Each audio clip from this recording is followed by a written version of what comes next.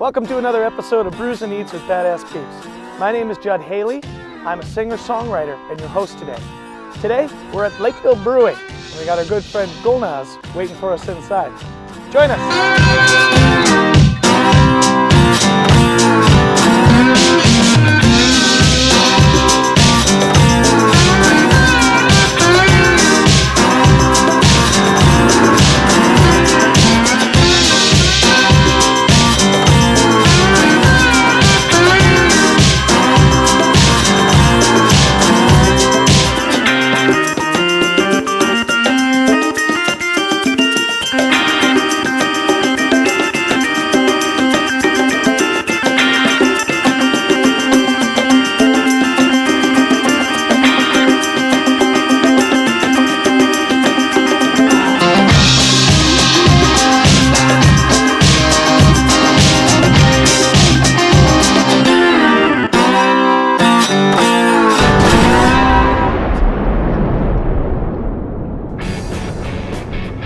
Today, we get to share a dish with Gulnaz, the founder of Eat, Drink, Dish. Calling Minnesota home, Gulnaz has taken our love for unique restaurants and food to a whole new level. Gulnaz immigrated to the United States at the tender age of 3 from Iran. She learned her second language, English, through American television shows, such as the ones featured on the Cooking Network. Gulnaz's parents educated their children in entrepreneurship by opening a business in Minneapolis. Gulnaz and her siblings assisted with the daily tasks of the business to help their parents. Nearly graduating college, Gulnaz started Eat, Drink, Dish in 2014 in response to the ever-growing foodie community in Minneapolis. She is now a major influencer in Minnesota culinary world, using her superpower to drive attention to the new and noteworthy kitchens.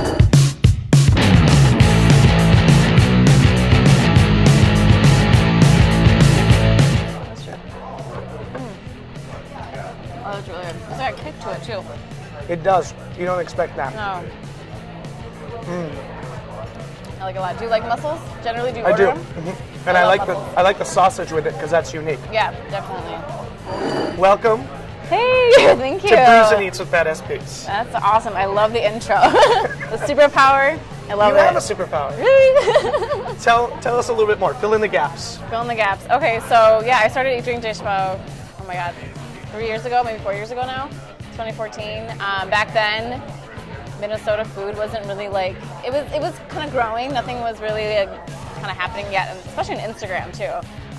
But I was working full-time, corporate. My first corporate job, I was like project coordinator and really bored with my job, as most people are Right. at my age, especially millennials. And then so I decided to do something else, and I was like, maybe I should go back to school, maybe I should create something. I've always had this creative outlet. I just didn't know how to use it. I didn't know what to do. I took every art class in school, in high school. I was actually 2 years in landscape architecture in college. Okay. So I wanted to Completely do something. different. Yeah, it's completely different. But then I went to nutrition, which we can we'll go back to that. But anyway, so yeah, I had a nutrition background. I was working in healthcare. And I was like, I'll go get my master's because I need to learn about business. I knew I wanted to do something with business. I just didn't know what it was. And I thought, well, no one's going to teach me. When you're in the corporate world, no one teaches you anything. It's just kind of like, they throw you in there and they'll give you here and there some tips, but like, I don't know anything about finances, accounting, like whatever. So, and I need to be in school to do that. I can't do YouTube videos, that's just not me. So I was like, I'll get a degree, get some letters behind my name, whatnot. So I applied to go to Augsburg for grad school, and then within, I think, like the first class we had was leadership, and the professor there was an awesome professor. He actually became my mentor and career coach, because that's kind of what he does too. Yeah. And he was really all about this intrinsic value of like, look into yourself. You can be anything you want to be. Very like, probably cheesy and cliche, but and people have told you that. Like we always have those messages growing up, but like you get to a point in life and you're like, oh yeah, you really can be anything. Like you can really do anything today. you want. Yeah. Especially today with like, social media and like people just, the perfect example is reality TV, which I that's my guilty pleasure is reality TV. Okay. And seeing people that you're like, wow, really? You made it? You made it? Like you I did can do something? this. Yeah. So it's just kind of like, all right, cool. And then he was just kind of, that class also really propelled me into like, you know what, I'm going to do something. I'm going to put my voice out there. I don't feel like I'm really represented as a Minnesotan, especially when I traveled. I was like, whenever I said I was from Minnesota, I got that like cliche, like, oh, where's that? Or like, oh, you're like the flyover state, or live on a farm. I'm like, no, I live in the city. I'm a Right. total city girl. Like, I love to eat, I love to travel. And I was like, you know what, I'm gonna put my voice out there. And that's where Eat, Drink, Dish came about. But it was gonna be called Eat, Drink, Bitch. Because it was gonna be, Oh, nice. I was gonna be like one of those like, you know, I go out with my friends and we're just Yeah. gonna talk about our life and bitch Right. about our life and, you know, and talk about food as well. That's still a good. That's still a It good still thing. could be a thing. Aside from being in business school, trying to find something else to do. Yeah. What was the aha moment? Where did the gears actually click for you to create Eat, Drink, Dish?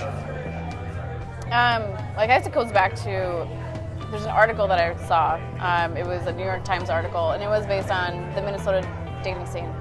And that kind of was my The trick. dating scene? The dating scene. Okay. I don't know if that rings a bell. I don't know, but it was about the CC Club, and like, I don't know, it was kind of like the catalyst to be like, you know, screw it, I'm just gonna do something, I'm gonna create it. And Eat, Drink, Dish was, and food was actually something that I was like, I always had a knowledge about because I studied nutrition. My parents owned a business. I waitressed for 5-6 years, so I knew the industry. I knew everything, kind of the ins and outs of it. Right. So I felt confident enough to talk about it, and I've always was that person to go to, at least within my friends, like, oh, where should we go eat, or like, you know. Yeah, and you would I was know a go-to place person. or Yeah, somebody. I knew, went- and I've gone everywhere in Minneapolis at that point. Now it's kind of like a long list of just, I need to go to this place now. And it's just, I mean, it's growing exponentially. But that was kind of like the catalyst, and also for me, there's a lot of personal stuff too that came with it. It was, I think growing up, I was also very limited. I think not like mentally, I was just like, oh, you can only do so many things. Like I felt like there was a block where I had to like overcome. Yeah, like focus on Yeah, one like thing you at a time. can. Yeah, kind of a you thing? should only like do a job that you're good at, or like I don't know. There's just like, limitations. I don't know if it was like being a woman or in society, or like your education, or the way you were bred. Like you can only do so many things. The whole like you can do whatever you want wasn't really a mental thing for me. Like Wow. it was kind of like, and I think it came with like, you know, your parents and the messages you get growing up. Right. So for me, Eat, Drink, Dish was I had to force myself to be positive all the time. Okay. So that was something that I really wanted to change because I always looked at the negative first. Sure. I'm more of like a realist / pessimistic, I guess. So with Eat, Drink, Dish, it really, what kept me going when I first started it was the fact that I had to always be positive. Yeah. And my messaging always had to be positive. I can't be like, oh, this I don't know if I can swear. This fucking sucks. Like, You can swear. It's yeah, YouTube. yeah. So this sucks, or like my life. I don't want to post today because my life is just Yeah. shambles, or like I just don't feel like it. You have to be consistent. You have to be consistent, and you're supporting in a way. The mission was to support local businesses, and I don't want to bash somebody, and I Did don't that want change to your core?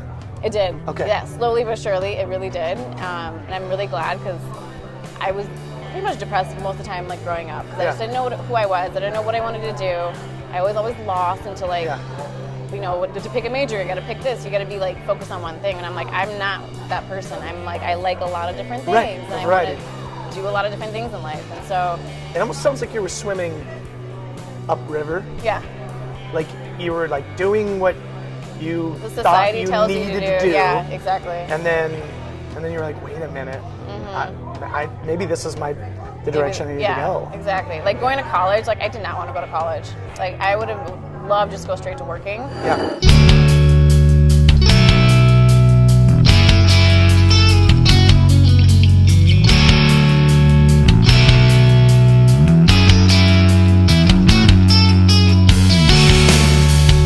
Let's dive into this thing here. Yeah. The Reuben Nacho. Never seen a Reuben like this. So this is the lager that they always have. Oh, nice. Cheers. Cheers. It's really nice with this. Yeah. Very light, crisp. crisp. Yeah.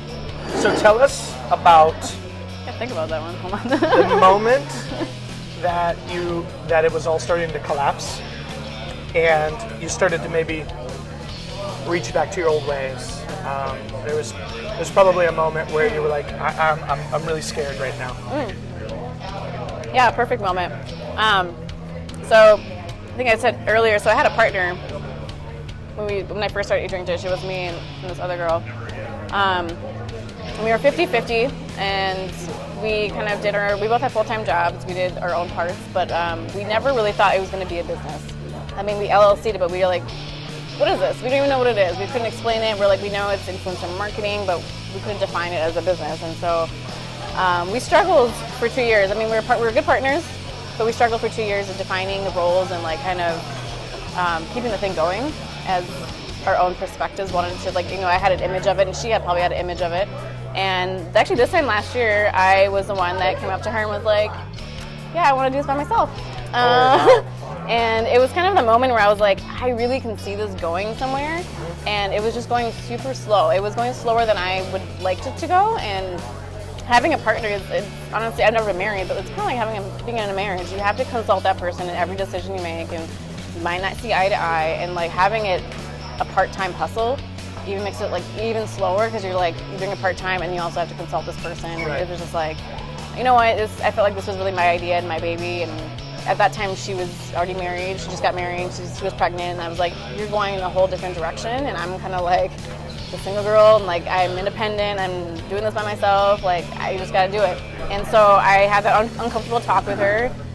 She took it really well, but within a week, since we didn't have like a membership agreement, as in like we didn't really talk about how it was going to work. How it's going to work if someone departs. That kind of got a little ugly, and that was my scary moment of like, is this something I want to just let go? Yeah. Like, is this really worth it? Yeah. Just start over. Or like let it go. Change the name. I mean, there was talks of I got my lawyer friends involved, so it was semi-serious, the first serious kind of business entrepreneurial experience, and I was like, it really ate me inside. Yeah. Super stressed. Hard to sleep at night. Yeah. I'm like, I have a week to decide, because I want to start January 1st, like me or something else. I don't know. Right. And so that was kind of my. It wasn't like, I don't know if it's a failure moment, but it was kind of like I almost stopped.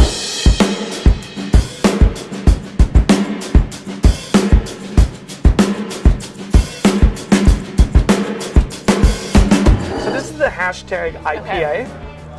This is also one of their staples. Oh, so let's excited. cheers to this one here. Well, that's not bad. No, that's not as hoppy I'm not a as I big would fan. expect Yeah, it. I'm not a big fan of hops, but that's pretty good. I wonder why it's called hashtag. Social media, maybe? What was holding you back to starting Eat Drink Dish? What's really holding me back is I think the fact that, I'm a woman, I'm 30 years old, and the people that I've seen, at least in a women support group or whatever, what other women mentors that I've seen, I haven't really seen anyone that like I can relate to as like, most women I know have spouses or someone at home to help them out. Like there's some kind of financial support there, and I'm like, I do this, it's just me. And I'm like, my parents, I mean, they're old, they're retired, I can't really lean on them. So I really have to have this smart way of doing it. I can't just like go total homeless, which I totally appreciate the people that do that and they like go back and live in their cars and stuff like that. I just don't know if I can do that right now. I don't know anybody who does that. I've heard stories of like, I was homeless and, I penny pinched. I'm like, yeah, I also have student loans. I have a lot of responsibility. I'm like at that age where I'm like, I don't know if I can do that right now. I don't think you should do that. Yeah, thank you. Okay, but anyways. But and also I probably could have done this, I think personally, if I didn't have the partnership, because that monetarily set me back a lot. Yeah. Because if I had that monetary advance, I probably would be already doing this full time or trying to do it full time. Right. Best time to plant a tree is 20 years ago. Yeah, exactly. So that kind of was a setback, and so I had to start from zero. Back in June was pretty much when I had to start from zero again. So it's only been like 6 months, and so I'm like, okay, next journey. This is take two, I guess. Take two of Eat Drink Dish and see if I can actually. Listen, people, go to eatdrinkdish.com, right? Yes. There's a button that says fun, please. Yeah, so.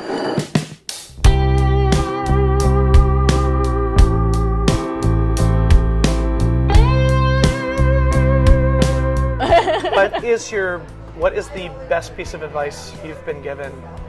The best advice would probably just be like, believe in yourself.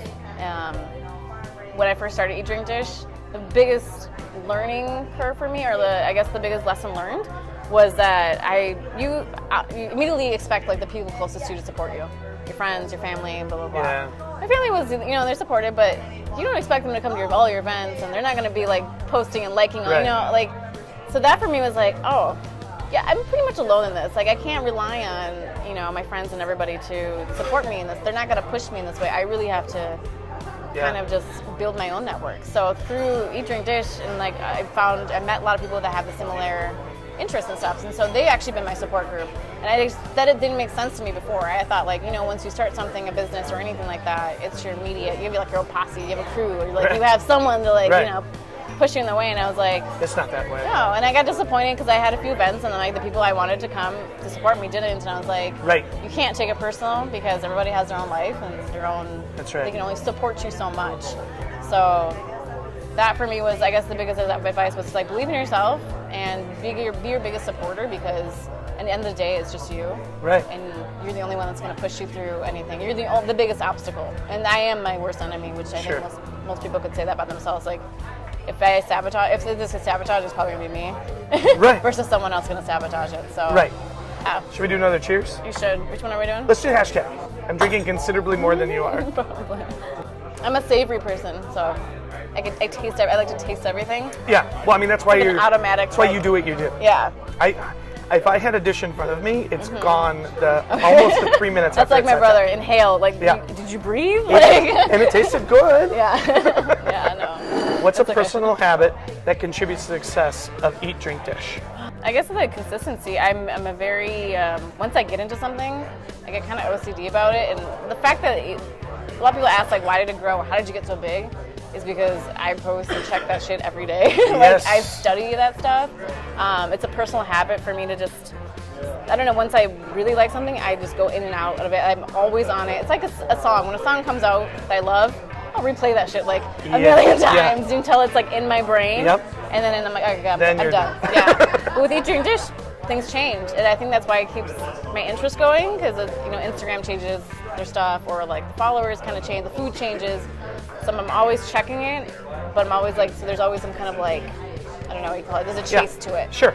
There's a variety. It always advances, always changes. Yeah, it always innovates and everything like that. So for me, which I noticed with other foodies, it's something they do for fun and whatever, but for me it's like, I don't know, it's like something I'm obsessed with. Sure. And when we did the whole growth aspect of it, when we started growing the account, it was me 24/7, like a whole week of just me nonstop. Posting. Yeah. So I have this obsessive, like, I don't know if it's a personal habit, but it's something that's just in me. Yeah, it makes the best entrepreneur. Yeah. Somebody so who's you get really obsessed with something. Yeah, oh yeah. Until Absolutely. it's like done and fixed or whatever. So do you take pictures using your cell phone? Yeah, so the account is curated for the most part. So we do the whole repost thing, and that's where Gary Vaynerchuk came into play, where it's like, you can play on someone's emotion and their vanity. So we did the whole, hey, hashtag us or tag us and be featured on our page, and that's how we kind of grew that community. Oh, awesome. So in the beginning, it was a lot of our own pictures because we needed to build up the content, but we're like, okay, this isn't monetary, like, this doesn't make sense. I'm going to spend so much money and a lot of time. So, which a lot of foodies do. I mean, they love the free food because they don't have to pay for it. So they can take pictures and get content. I'm like, well, it'd be nice to have my own content and also some other people's content, and like just kind of what Facebook does. Facebook has zero content. It's everybody else's content. That's beautiful. So I did that, and we played on people's emotions in a positive, not in like a manipulative way, but it was just like, hey, hashtag doesn't be featured. And once we started featuring people are like, oh my God, I'm famous. Or like, oh, I made it. Like, once you make it on Eat, Drink, Dish, like, it you becomes made it. a thing. Yeah, if you build it, they will come, kind of thing. So, I don't know what the question was, but.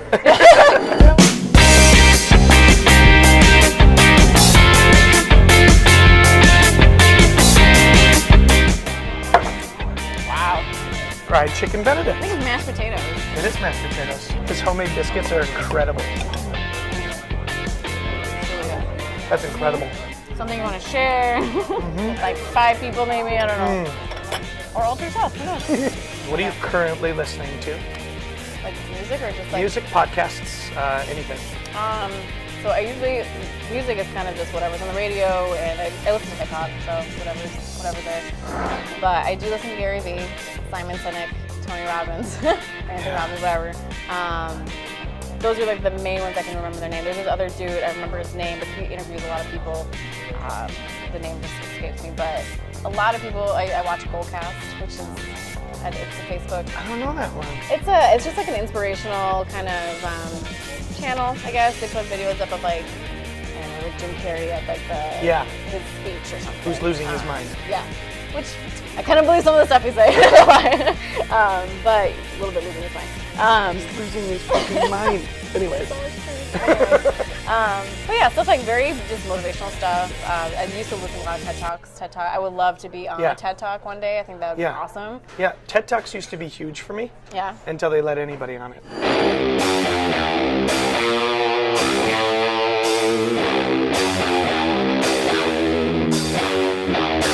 Oh wow. This is awesome. This is the steak tacos. Oh, it should be. Yeah. That steak is tender. Yeah. It's nice crisp to the tortilla. Yeah, that steak is like on point. Really good. Yeah, not too spicy. It's got a kick though. Really? It's got a kick. A Minnesota cake because I don't taste it.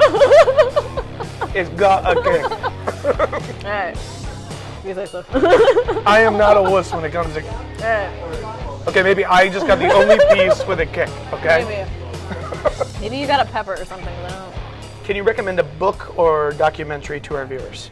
Yeah, so I usually travel a lot, and I don't really read a lot, but when I travel, for some reason it's like, oh, I need to read something. Right.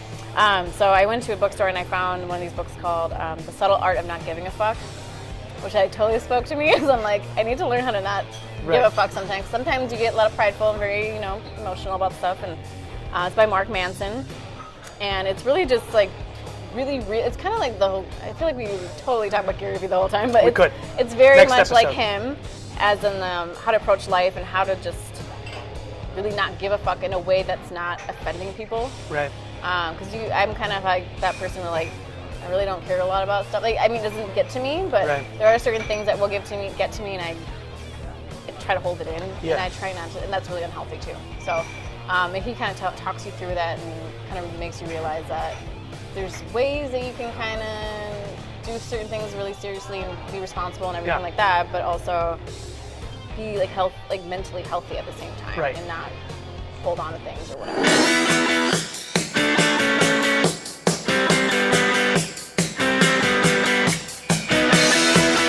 So finally, tell us how we can find you.